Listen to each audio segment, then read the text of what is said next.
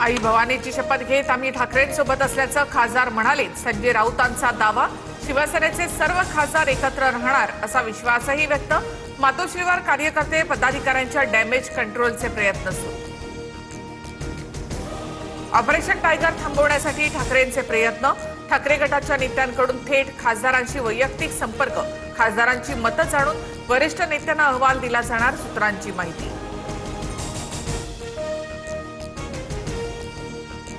मंत्रिपदावरून operation tiger अडल्याची शक्यता। ठाकरेंच्या शिवसेनेमधून फुटणाऱ्या गटाला मंत्रिपदाचा शब्द। 3 ते 4 खासदारांची मंत्रिपदासाठी रस्सीखेच, सूत्रांची माहिती।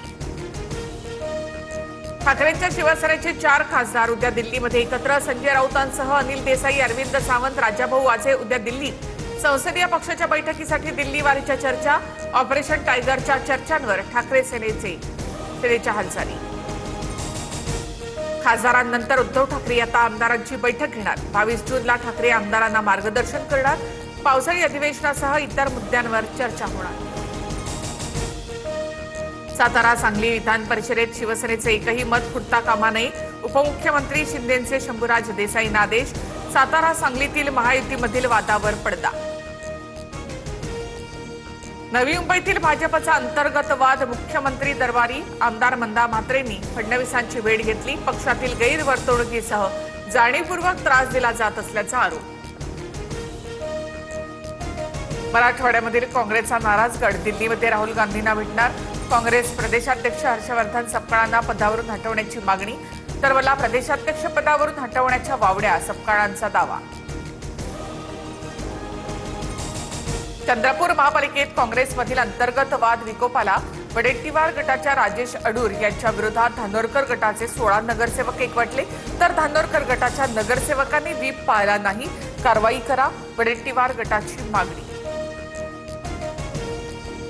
नांदेडच्या देगलूरमधील राष्ट्रवादी नगरसेवकांची गोव्यामध्ये मौज मजा। नगरसेवकांचे समुद्रकिनारी नाचतानाचे व्हिडिओ व्हायरल। विधान परिषद निवडणुकीच्या पार्श्वभूमीवर नगरसेवक सहलीवर। कर्जमाफीसाठी ठाकरेंची शिवसेना आक्रमक। छत्रपती संभाजीनगरसह हिंगोली आणि बीडमध्ये ट्रॅक्टर मोर्चा। शेतकऱ्यांना कोणत्याही जाचक अटींशिवाय सरसकट कर्जमाफी मिळावी, ठाकरे सेनेची मागणी। रोहित पवारांच्या आंदोलनस्थळी भाजप कार्यकर्त्यांनी गोमूत्र शिंपडलं। ज्यांनी बँका, कारखाने डबघाईला आणली त्यांनी पंढरपूर अशुद्ध केलं। भाजप किसान मोर्चाचा हल्लाबोल, गुन्हा दाखल करण्याची मागणी। जयपूरमध्ये आंदोलनामध्ये माझ्यावर हल्ला करणारा आरएसएसची व्यक्ती। हल्लेखोराकडे चांगली नोकरी असती तर असा प्रकार घडला नसता, कोकरोच जनता पार्टीच्या अभिजित दिपकेंचा आरोप।